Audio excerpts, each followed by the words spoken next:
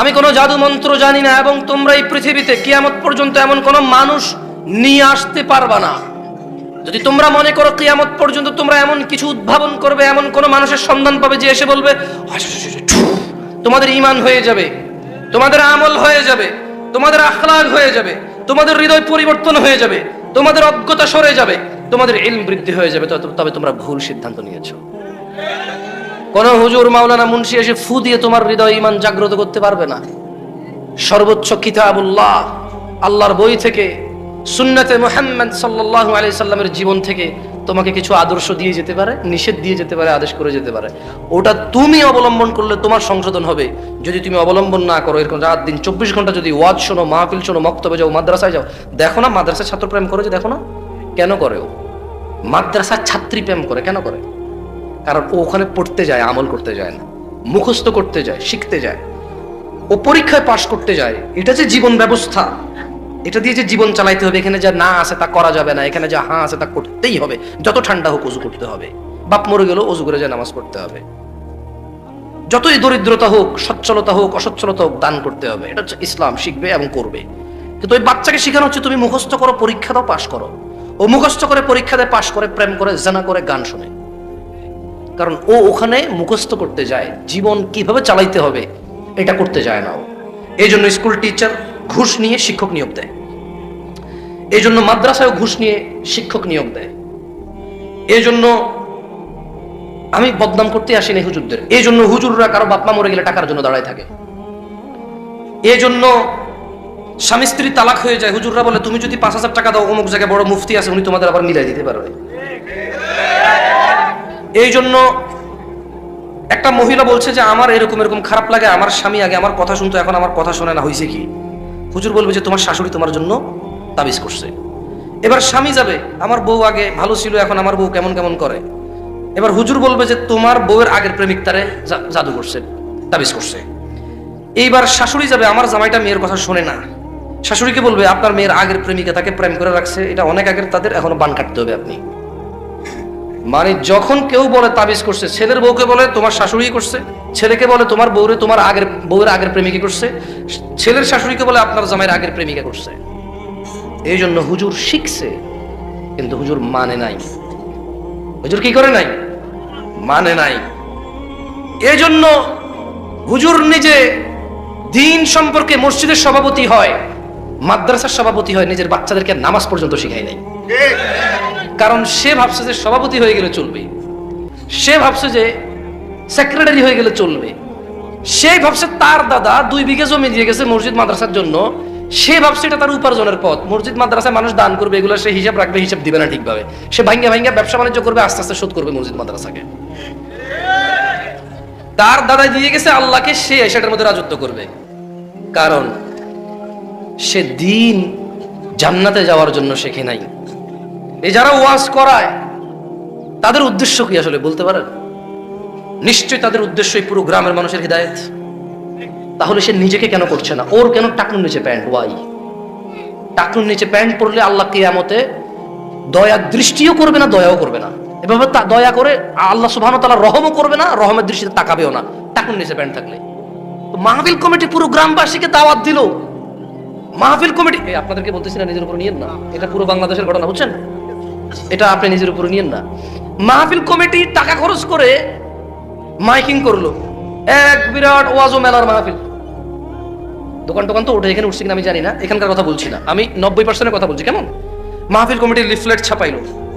মাহফিল কমিটি দূর থেকে একজন বড় আলেম বক্তা, মনে রাখবেন এই যে আমি এখানে কথা বলতেছি শেষে এর মানে না যে আমি বড় আলেম। একটু আগে যিনি কথা বলে গেছে আমি ওনার ছাত্র হওয়ার যোগ্য না, কিন্তু আপনারা ডিসাইড করতে পারেন না কে ভালো আলেম। এই জন্য আপনারা যাকে যার কথা শুনতে ভালো লাগে তার কথা শুনতে যান। কেউ গান গায়, কেউ গজল গায়, কেউ সুন্দর করে কৌশল করে কথা বলে, আপনারা সেই প্রেমে পড়ে যান। আপনারা কেউ ইলমের প্রেমে পড়েন না। যদি ইলমের প্রেম হইতো আপনাদের, যদি নলেজ সিকিং হইতো, যে আমি জ্ঞান শিখবো, ভালো মন্দ সম্পর্কে জানবো, তাহলে একটু আগে বেশি মানুষ হইতেন, এখন হইতেন না। এটা প্রমাণ করে আপনাদের ওই উদ্দেশ্য নাই। আচ্ছা, এখন মাহফিল কমিটি মাইকিং করলো, ব্যানারিং করলো, পোস্টারিং করলো, এখানে স্টেজ করলো। কেন?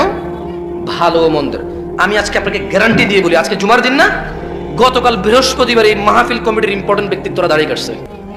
কারণ আজকে জুমা। আজকে জুমা তো বাংলাদেশে তো মানুষ আল্লাহ নবীর সুন্নতকে শেভ করে বৃহস্পতিবার রাত থেকে জুমার আগ পর্যন্ত। জুমা কি দিন? জুমা কি কিয়ামতের দিন? জুমা কি দুরূদ পড়ার দিন? না, জুমা হলো শেভ করার দিন আর দাওয়াত খাওয়ার দিন। আল্লাহ নবী বলে গেছে জুমা হচ্ছে দুরূদ পাঠের দিন। কিসের দিন? জুমা। কিয়ামত হবে, পৃথিবী চূর্ণ বিচূর্ণ হয়ে যাবে জুমার দিনে। জুমার দিন কিয়ামত হবে। আল কারিয়া, মহাপ্রলয়। মাল কারিয়া, মহাপ্রলয় কি? ওয়ামা আদরাকা মাল কারিয়া। ও মুহাম্মদ ইবনে আব্দুল্লাহ সাল্লাল্লাহু আলাইহি ওয়াসাল্লাম, ও আব্দুল্লাহর পুত্র মুহাম্মদ সাল্লাল্লাহু আলাইহি ওয়াসাল্লাম, আপনি কি জানেন মহাপ্রলয় কি? আপনি কি এটা জানেন? আপনি ইয়াউমা ইয়াকুনুন নাস কাল ফারাশিল মাবথুস, মানুষ সেদিন হবে বিক্ষিপ্ত পতঙ্গের মতো। এটা জুমার দিন। মানুষ এই যে এটা ঘুরতেছে পতঙ্গ দেখতেছেন, এই যে দেখতেছেন এটা উড়ে দেখতেছেন, মানুষ এরকম কীট পতঙ্গের মতো বিক্ষিপ্ত হবে সেদিন। ওয়া তাকুনুল জিবাল, এবং এই খাগড়াছড়ি বান্দরবানের যে পাহাড় রয়েছে, সৌদি আরবের রিয়াদ টু মক্কা 800 কিলোমিটারের যে পাহাড় পর্বতগুলো রয়েছে, এভারেস্ট, হিমালয়, অথবা পৃথিবী এখনো জানেই না কত বড় বড় পাহাড় আছে। ওয়া তাকুনুল জিবাল, আর সমস্ত পাহাড় পর্বত হবে রঙিন ফসমের মতো। এটা জুমার দিন, যেই দিন এই পাহাড় সমূহ চূর্ণ বিচূর্ণ হয়ে যাবে, রঙিন ফসমের মতো হবে। এটা হবে জুমার দিন।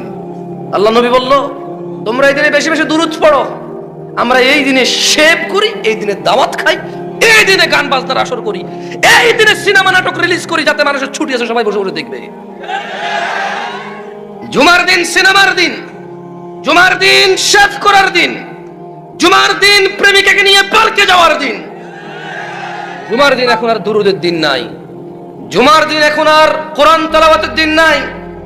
জুমার দিনে সূরা কাহফ পড়তে হয়, আর এখানে উপস্থিত 80 জন আলহামদুলিল্লাহ সূরাই পারে না, কিসের কাহফ পারবে?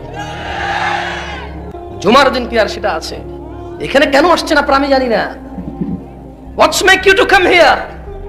কিসে আপনাকে এখানে নিয়ে আসছে? Why did you even come? আপনি কেন আসছেন? এই কে কথা বলে ওখানে? এই তোমার বোনের গায়ে হলুদ, বলো তুমি গায়ে হলুদে আসছো? তোমার ঘরে যদি অবিবাহিত কে থাকে তোমার আব্বাকে বলো তোমার ভাই বোনের বিয়ে ঠিক করতে আজকে রাতে তুমি ওখানে চিল্লাচিল্লি করো। তোমার নিষেধ করছে চিল্লাচিল্লি করতে। খালি কি আমি কথা বলবো? তোমরাও বলো, আসো এখানে বলো, চিল্লাচিল্লি করবো না বাইরে। জুমার দিন দুরূদের দিন নাই। আর কেন আসছে এই যুবকগুলো আমি জানি না, যারা ফজরে আসে নাই আজকে। কেন এরা আসছে আমি জানি না, যারা আজকে এখান থেকে গিয়ে ফজর পড়বে না। এরা কেন আসছে? এদের মিথ্যা কথা বলা মুনাফিকি। মিথ্যা কথা বলা কি? কারা কারা ঈশার নামাজ পড়েন নাই? এই যে সবাই দাঁড়ায় আছেন। আচ্ছা বসে যারা আছেন এদের মধ্যে থেকে কেউ ক্যামেরা ঘুরাবেন না, খবর সব ক্যামেরা নামান, মোবাইল নামান, মোবাইল নামান। মানুষের ইজ্জতের পরোয়া করেন ভাই? ওরে বেজ্জতি করে তো লাভ নাই। তোমাকে আলাদা করে বলতে হবে? কোন ভাষা বোঝো তুমি? সবাই মোবাইল নামো। যারা যারা আজকে ঈশার নামাজ পড়েন না দাঁড়ান, অসুবিধা নাই, জাস্ট একটা শিক্ষা। মানে আমাদের সমাজের অবস্থাটা একটু দেখান না। ঈশার নামাজ যারা পড়েন না দাঁড়ান না আজকে এখানে আপনারা। This is what our society right now. We belong here. এইটা আমাদের সমাজ, এইটা আমাদের সমাজ। লজ্জা করে না ওই বাবার? শরম আহা, কোথায় রাখবে এই লজ্জা? পিতা মারা গেল, ছেলে জানাজা পড়তে জানে না। কোথায় রাখে এই লজ্জা এই জাতি? পিতা মারা গেল, ছেলে গোসল দিতে জানে না। রাখে কোথায় এত লজ্জা? কোথায় রাখে এত লজ্জা এই বাপ? তার লজ্জা শরম কোথায় গিয়েছে? আহা, তার দাদা বেঁচে নাই, তার বড় বাপ বেঁচে নাই, বেঁচে নাই তার পূর্বপুরুষের কেউ। বেঁচে আছে তারা 3 ভাই, তাদের ঘরে 12-15 জন ছেলে সন্তান। নাতি পুতি সব মিলে মাত্র 15 জন। নাতি পুতি পন্থী খন্তি সব মিলে মাত্র 20-22 জন মানুষ বেঁচে আছে পরিবারের। আর বাকি সবাই মরে অস্থিতে পরিণত হয়েছে, মৃত্তিকায় পরিণত হয়েছে। তাদের হাড্ডি পর্যন্ত খুঁজে পাওয়া যাবে না। লজ্জা কোথায় রাখে এই বাপ? যেই বাপ নিজেও সালাত ফজরের ঘুমায় থাকে, বাচ্চাটাও ঘুমায় থাকে। এই বাপ নাকি তার বাচ্চাকে ভালোবাসে, ও নাকি বিদেশ গিয়ে কষ্ট করে বাচ্চার জন্য, ও নাকি রিক্সা ভ্যান চালায় সব ছেলে সন্তানের মুখের দিকে তাকায়া। তুমি তোমার বাচ্চার পৌঁছানোর জন্য এত কষ্ট করো, এটাকেই তো আল্লাহ জাহান্নামে নিক্ষেপ করবে। এটাকেই তো আল্লাহ জাহান্নামে নিক্ষেপ করবে। কিসের তোমার কদর, কিসের তোমার আদর? কেমন আদর আর কদর তুমি করো? তোমার বাচ্চাটাকে আল্লাহ মরে গেলে জাহান্নামে ফেলে দেবে, আর তুমি বলছো তুমি নাকি তার পেট, তুমি নাকি তার পিঠ বাঁচাচ্ছ দুনিয়াতে। এই 30 বছর পিঠ বাঁচাইতে গিয়ে ওর তুমি নিজের অনন্ত জীবন হারাচ্ছ, নিজের অফুরন্ত জীবন হারাচ্ছ। আল্লাহ বলছে ইন্নাহুম ইয়ারাউনাহু বাঈদা। ও বেনামাজি বাপ মারা, ও তাদের বেনামাজি সন্তান সন্ততিরা, ইন্নাহুম ইয়ারাউনাহু বাঈদা, তারা বলে কিয়ামত অনেক দূরে। আল্লাহ বলছে ওয়া নারাহু করিবা, আমি তো কিয়ামতকে দেখছি অতি নিকটে। ইয়াউমা তাকুনুস সামাউ কাল মুহল, যেদিন কিয়ামত হবে এই আসমানটা হবে গলিত ধাতুর মতো। চোখ বন্ধ করো, চোখ বন্ধ করো যুবক, চোখ বন্ধ করো যুবকের বাপরাও মারা। ইয়াউমা তাকুনুস সামাউ কাল মুহল, সেদিন আকাশ হবে গলিত ধাতুর মতো। ওয়া তাকুনুল জিবালু কাল ইহিন, আর পাহাড়গুলো হবে রঙিন ফসমের মতো। ওয়ালা ইয়াসআলু হামিমুন হামিমা, ওই দিন যেদিন কিয়ামত হবে কোন অন্তরঙ্গ বন্ধু কোন অন্তরঙ্গ বন্ধুর খোঁজ নেবে না। ইউবাসসারুনাহুম, যদিও তারা একজন আরেকজনকে দেখতে পাবে। ইয়াওয়াদ্দুল মুজরিম লাউ ইফতাদি মিন আযাবি ইয়াউমিযিম বিবানি, যদিও তারা একজন আরেকজনকে দেখতে পাবে।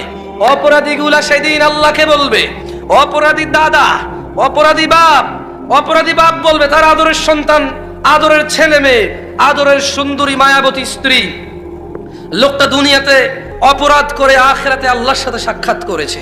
এরপর সে তার ছেলে সন্তানকে দেখবে, সে তার বন্ধু বান্ধবকে দেখে নিজ থেকে আল্লাহকে বলবে। আল্লাহ কিচ্ছু বলবে না, ও নিজে থেকে আগ বাড়ায় আল্লাহকে বলবে। আল্লাহকে কি বলবে? বলবে ইয়াওয়াদ্দুল মুজরিম লাউ ইফতাদি মিন আযাব ইয়াউমাইযিম বিবানি, অপরাধী সেদিন আযাব দেখবে, বাচ্চা কাচ্চা দেখে বলবে ইয়া আল্লাহ, আপনি আমার আজকে আযাব থেকে বাঁচান। এই আমার ছেলে যা কটা আছে, এই আমার মেয়ে যা কটা আছে, একটা কাজ করেন আল্লাহ, এদের কি আছে না আছে নেকি হিসেব আমি জানি না, এরা নামাজ পড়ছে সবাইকে জান্নাম ফেলে দেন। কে বলবে এটা? কে বলবে? কে কাকে জাহান্নামে ফেলতে বলবে? কাকে? কে বলবে? ও নাকি ওর বাচ্চাকে আদর করে। ধিক্কার তোমার এই আদরের প্রতি। ছি ছি ছি ছি ছি। আদর কিভাবে করতে হয় তাও শিখুনি, শিখুনি পিতৃত্ব শিখুনি, শিখুনি মাতৃত্ব শিখুনি দিন ধর্ম শিখুনি, বাচ্চাকে কিভাবে আদর করতে হয় এটাও শিখুনি। ধিক্কার তোমার প্রতি, কারণ তুমি ওই বাবা যে বাবা আল্লাহকে আগ বাড়ায় বলবা আল্লাহ বিনিময়ে আপনি ছেলে সন্তান নিয়ে নেন, আজকে জাহান্নামের আগুন থেকে বাঁচান। ওয়া সাহিবাতিহি ওয়া আখি, বলবে ইয়া আল্লাহ স্ত্রী এবং আমার ভাই, যা কটা ভাই আছে আমার, নিয়ে নেন, ফেলে দেন উত্তপ্ত আগুনে, নিক্ষিপ্ত করুন জঘন্য শাস্তির জাহান্নামে, শুধু আমাকে ছেড়ে দেন, আমাকে ছেড়ে দেন। ওয়ামান ফিল আরদি জামিআন সুম্মা ইউনজি, ও নাকি ওর বাচ্চা আদর করে, বলবে ইয়া আল্লাহ ছেলে মেয়ে নেন, ভাই আর স্ত্রীকে নেন। আচ্ছা ইয়া আল্লাহ এই দুনিয়াতে যত কেউ আছে সবাইকে আপনি নিয়ে নেন। কোথায় নিবে? বললো যে জাহান্নামে ফেলে দেন আপনি। তো আল্লাহ শুধু আমার আজকে ছেড়ে দেন, ব্যাস ব্যাস আমাকে। তো তোমার বাচ্চা কাচ্চা ফেলে দেন জাহান্নামে, ভাই স্ত্রী ফেলে দেন জাহান্নামে। তোমার জ্ঞাতি গোষ্ঠী যারা তোমাকে আশ্রয় দিত, রেপ করে আসছো, শুধু ও তোমার জ্ঞাতি গোষ্ঠীর কারণে তোমার বিচার হয় নাই। আরেকটা মেয়েকে দর্শন করছো, নেশা করে আসছো, একজনের বিচার দিয়েছে, ওর জুতা দিয়ে বেরিয়েছে, ওর নামে মিথ্যা মামলা দিয়ে আসছো, অন্যায় তোমার ছিল। জ্ঞাতি গোষ্ঠীর ভল কার বল? ওর বাপ দাদা নাকি সব চেয়ারম্যান। আর বেটা তোর দাদার কি ছিল রে? কয় বিঘা জমি ছিল রে? তোর বাপে যে এত টাকা কামাইছে, তোর বাপের জিগা কি ব্যবসা করে তোর বাপ? তোর বাপের জিজ্ঞাস না, তোর বাপের কয়টা 3 তলা 4 তলা পুশ করেছিল তোর দাদা দিয়ে গেছে না? তোর বাপ কি ছিল, তোর দাদা কি ছিল রে বেটা? বড়াই করিস বেটা, চেয়ারম্যানের ছেলে বেটা, ফাউল ছেলে বেলে। তোর দাদা 3 তলা পুষ্কুনি ছিল রে। হ্যাঁ, সারা পৃথিবী থেকে মানুষ দেখছে 3 তলা পুষ্কুনি কেমন হয় দেখতে। 6 তলা গোয়াল ছিল তোদের না? কি ছিল তোর দাদার রে? তোর বাপ টাকা কামায়, বিল্ডিং করে, জমি কেনে। কি করে তোর বাপ? তোর দাদা কি দিয়ে গেছে তোর বাপের? তোর বাপ কি করে? কোথায় থেকে টাকা আনে তোর বাপ? আবার সে টাকা দিয়ে বোম বোম বোম হুন্ডা চালাস বেটা। ভয় করো নিজ প্রভুকে, যার কাছে ফিরে যেতে হবে, যিনি হিসেব নেওয়ার ক্ষমতা রাখেন, হিসেব নিবে,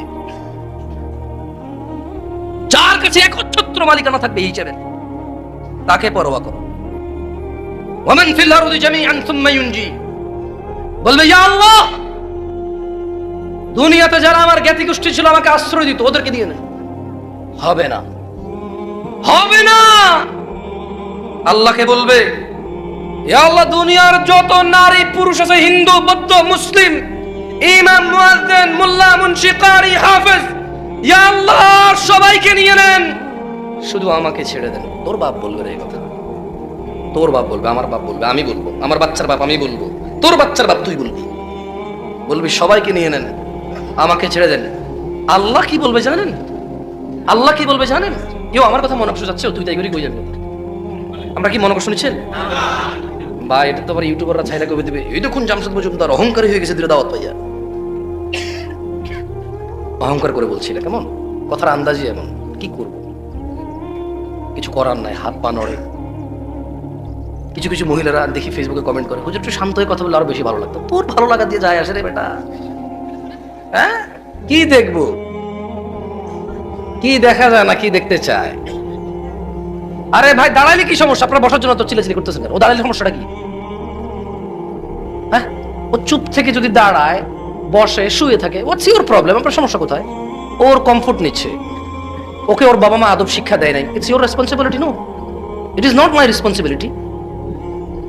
এটা আমার রেসপন্সিবিলিটি না যে ওকে আমি বসাবো। আমার কি কাজ? আমি আসছি কথা বলতে, কথা বলবো। আর ও দাঁড়াইলে কি প্রবলেম? এখানে বসার জায়গা আছে, বলেন, এই যে বলতেছেন বসো বসো, কোথায় বসবে ও বাচ্চা মানুষ? ছোট মানুষ এতক্ষণে গানের আসরে সিনেমা কিরণ মালা দেখতে বসে বসে আসছে, তাও ডিস্টার্ব করতে চায়, ও চলে যাবে। ওরে বসতে বললেও চলে যাবে। ও যে জায়গায় দাঁড়াইছে, ওর কথা হইলো ওয়াজ যদি একটু থেকে একটু ভালো না লাগে, সোজা দৌড়, উঠা লাগবে না। আর যদি ওর বান্ধবী এখনো ফাঁক করতে পারে না এসে দেখা করার জন্য, ওয়াজ ওই অপেক্ষায়। বান্ধবী এসে বলবো যে আমি একটুর জন্য বের হয়েছি, আম্মা ওয়াজের দিকে মনোযোগ দিচ্ছি, তুমি এসে দেখা করলে করো না, আমি চলে যাচ্ছি। সো ও এখান থেকে দৌড়াবে। আপনি তো ওর মনের অবস্থা বুঝতেছেন না ভাই, শুধু শুধু ওরে ফোর্স করতেছেন।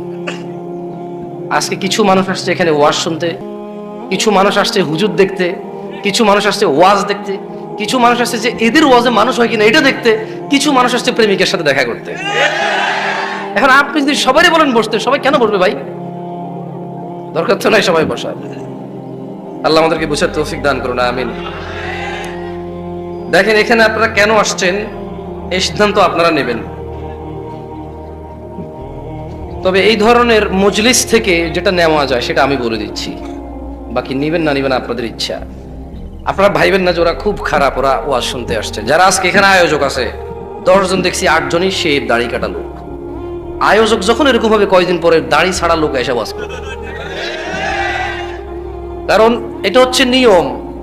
যে জাতি যত শিক্ষিত তাদের টিচার হয় তত শিক্ষিত, যেই জাতি যত ভালো সভ্য তাদের নেতা নেত্রী হয় তত ভদ্র নম্র আমানতদার, যেই জাতি যত উগ্র তাদের নেতা নেত্রী শাসক হয় এর চেয়ে ডাবল উগ্র, যেই জাতি যত অজ্ঞ জাহালাত বর্বরতা মানে অবলম্বন করে তাদের শিক্ষকরা, তাদের খতিবরা, তাদের মোল্লারা, তাদের মুন্সিরা, তাদের মাওলানারা আরো বেশি ওদের সাথে খারাপ হয়ে আসে। কারণ গরু যে চড়ায় ভালো রাখাল হইতে হয়। যেই গরু, ওই যে এটাকে আমরা ষাঁড় বলি না, আমি গেলে এমন করবে, রাখাল যখন যায় দেখছেন ওই বেটা হচ্ছে একটু, গরু হচ্ছে একটু, এমনি ধরে নিয়ে চলে যাচ্ছে। গরু কেমনে চেনে? কারণ এই রাখাল জানে এটা আরো বড় হইলো, কেমনে সামলাইতে এটাও জানে। সো যারা আপনারা যাদের নেতৃত্বে আছেন, যাদের সমাজ ব্যবস্থায় আছেন, আর আজকে যারা বসো বসো বসো বলে, ও 24 বছর এসে আপনার কথা শুনবে না তো। ওকে ওর মা বাপ 24 দিন বা 24 মাস বয়স থেকে এটা শিখাইতে হইতো।